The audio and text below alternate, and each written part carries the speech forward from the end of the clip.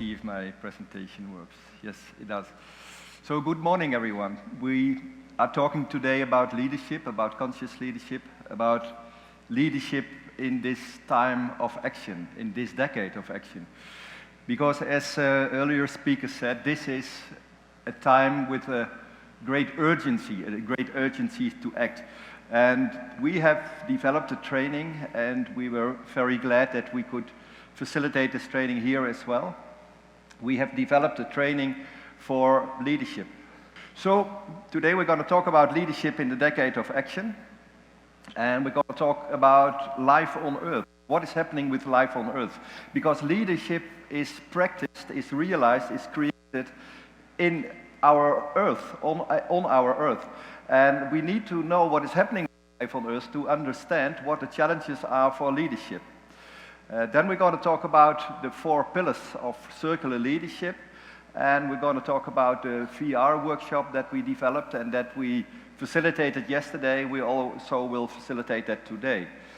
So the circular leadership model that we developed is based on many interviews and research with many people, with scientists, with CEOs, etc. And we try to find out what are the insights needed for leadership, what is the mission for circular leadership, what are the competences needed, and what are the actions that should be performed. So let's first talk about life on Earth. What is happening with life on Earth? And we do that in a couple of ways. First, we look back what happened the last 50 years, what is the situation at the moment, and what will happen in the future, in 2030, 2040, 2100.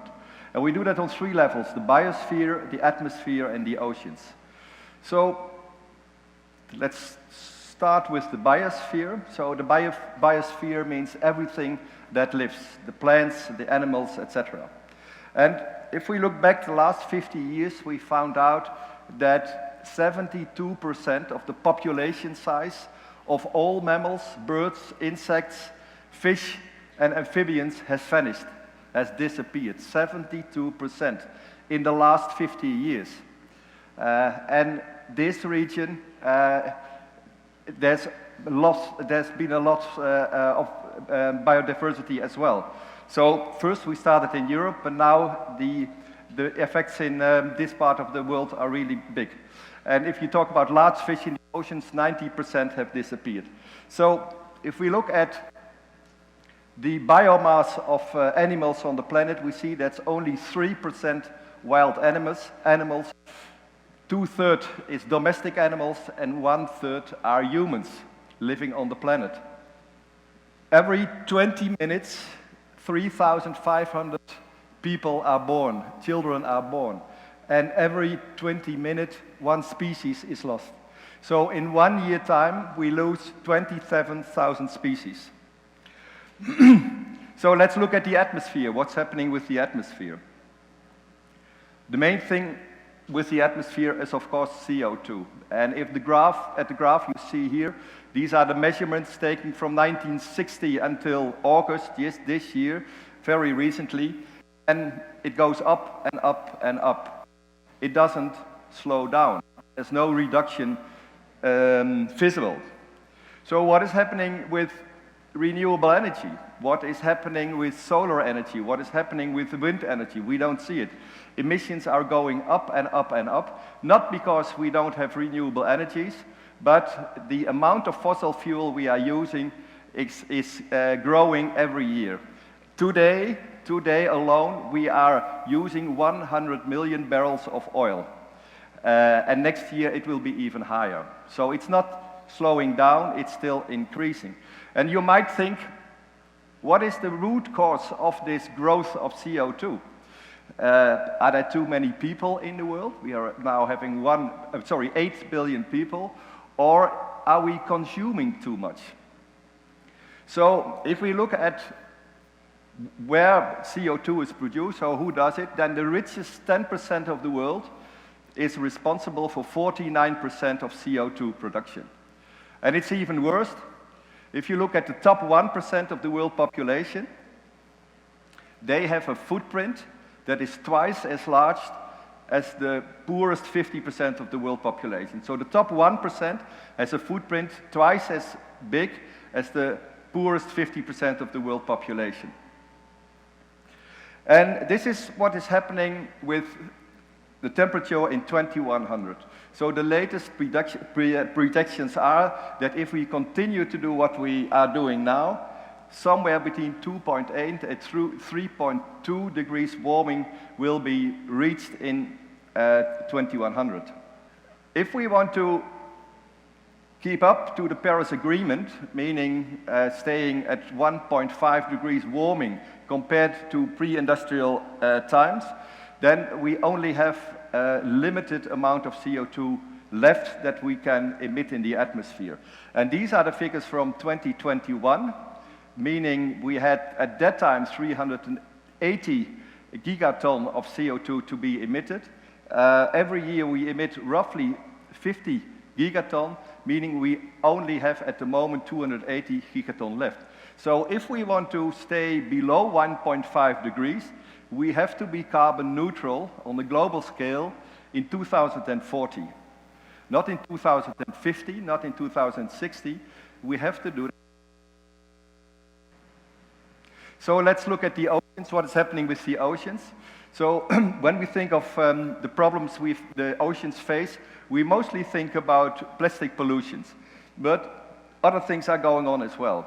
So most of the heat that is in the atmosphere is absorbed by the oceans. About 93% of all the heat went into the oceans. And of course that has a lot of problems caused. The dying of the coral reefs, but also if you heat water, it expands. So the rising temperature of the oceans also cause sea level rise. The other problem is that CO2 is absorbed also by the ocean, causing ocean acidification. The sea level rise is mainly caused by the melting of Antarctica and Greenland. And 3% loss of land ice will mean 2 meters of global sea level rise. So if all of the ice on the polar caps, Greenland and Antarctica, is melted, we are facing 65 meters of sea level rise. And of course, we all ask ourselves, can we stop this process? Well, most scientists say now it is not possible to stop it. It's an irreversible process. And these are the cities that will be threatened, that are vulnerable for changes in sea level rise. And you see that there are many big cities that will be threatened by sea level rise in 2100 already. So just remember that 70% of the world population is living in coastal areas. And especially if we look at the coral reefs, and of course coral reefs are also very important for the biodiversity of Costa Rica, every fraction of a degree matters. So if we hit 1.5 degrees, 70 to 90% of all coral reefs on the world will vanish. And if we hit 2 degrees warming, 99% of all coral reefs around the world will disappear. And then, of course, the last couple of months, we saw this huge rise in climate disasters, heat waves all around the world, in Europe, America, South America, Asia, etc. Even in the Arctic Circle, it was 38 degrees, so that's the coldest place in the world. Between Irkutsk and Yakutsk, it was 38 degrees. So, disasters everywhere, and also, of course, this region is affected. Tropical forests nearing critical temperature thresholds, meaning if the temperature is too high, even tropical forests can't grow anymore. They can't produce CO2 anymore. And of course, we have the problems with the Panama Canal. And if we look closely at the risks of the population of Costa Rica, we find out that 80% of the people and 80% of the food production will be at risk here in this country by climate change. And of course, the whole region will be affected, mainly the countries north of Costa Rica. They will face severe droughts in the future, causing large groups of people to immigrate to other countries, both to the north and to the south. So, is this something that we didn't know? No, it is something that was predicted a long time ago already. Since around roughly 100 years ago, we know that CO2 is causing climate change. So it's not something that is unexpected, but we did simply not react. We did not react to the things that we are facing now. So, to come to a conclusion, if we look at the future, if we look at the period between 2050 and 2100, then possibly we will face a 2 to 4 degrees warming. We will have passed 6 tipping points. We will face 2 to 6 meters sea level rise, and we will see the end of many coastal cities. But the most alarming thing is that anywhere between 2050 and 2100, the homeland of 50% of the world population, meaning 4 billion people, they can't live there anymore. So their homeland becomes uninhabitable. And David Wallace Wells wrote a book about that a couple of years ago, and everyone was really shocked. But now we know that this is true. In a couple of decades, half of the world population will have to move. They have to live somewhere else because they can't live anymore on their homeland. So, this is what's happening now. We are destroying the planet. We don't act. The only thing we're focusing on is profit for the shareholders. So, it's clear it's time to act. We can't wait any longer, and this decade is the decade of action. We should act now. So, we always ask people in our workshops and our trainings, what is your position? Are you part of the problem or are you part of the solution? So if you say, well, I will wait till tomorrow or next year, I will wait for a new technology, I will wait till my neighbor does something, if I will wait until, there's always a time, there's always a reasons to wait. And we should not wait. We have waited too long already. So, what we try to do is give people, give CEOs, give leaders in our workshop a new mission. And the mission is that for all decisions they make, climate and biodiversity should be at the heart of their decision-making. All decision-making should be focused on climate and biodiversity. And the actions needed are very clear for everyone, for all organizations, for all businesses around the world. In 2030, reduce your footprint to at least 50% compared to pre-industrial times. 2040, reduce your footprint to 0, and 2050, try to restore all the historic damage that you've done. So try to take out of the atmosphere the CO2 that you produced during the lifetime of your organization. This is simply the message that we give to all participants.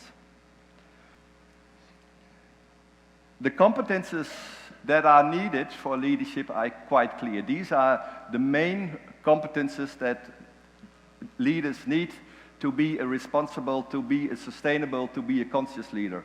First of all, multi-level thinking. What does that mean? It means that you realize, understand that everything that you do has an effect somewhere else. So if you do something here in Costa Rica, it has an effect on the rest of the world.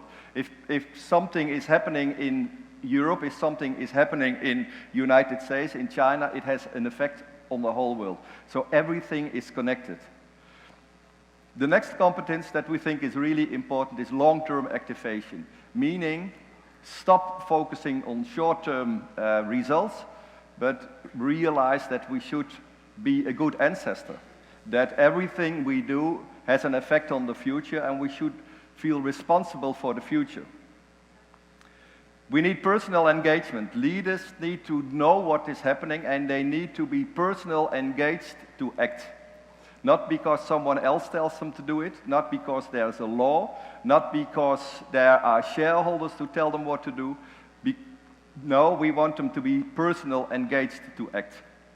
And then we need disruptive innovation. Only with disruptive innovation we will be able to change the system, to create system change. If we do it in an evolutionary way, we will simply be too late. So these are the 4 competences that are needed in leadership. So one of the tools we developed, and we also facilitated it yesterday here in this building for 80 people, is a virtual reality workshop based on the overview effect. And it's called Earth from Space. And why do we do that? We found out that astronauts who've been into space, most of them become eco-activists. Why? Not because they read a book in space about sustainability. It's just because they saw Earth from space. And seeing Earth from space creates a shift in awareness, a shift in consciousness, because you realize Earth is the only thing we have. Astronauts are out in space, and space is a deadly atmosphere. There's no oxygen, there's deadly radiation, it's freezing cold, and they look at Earth and they see the Garden of Eden. They see a beautiful planet, a planet that is alive, that is breathing, with blue oceans and green forests. And it's not only beautiful, it's also fragile, it's vulnerable. Because you realize it only has a very thin layer, a very thin atmosphere that protects it for the deadly radiations. And this mix of feeling, this mix of knowing that it's beautiful, it's the only place we have, and that out there in space there is nothing, that creates a very interesting new way of thinking. And this is called the overview effect. So what we did is we made a virtual reality in which people have a space journey from the backside of the moon to the Earth, and then Earth starts talking to you. And Earth reminds us of who we are and how unique this planet is. And we started this workshop 2 years ago or something. We did now roughly 500 different workshops with many thousands of participants, mostly CEOs, leaders, but also, of course, management teams, also students.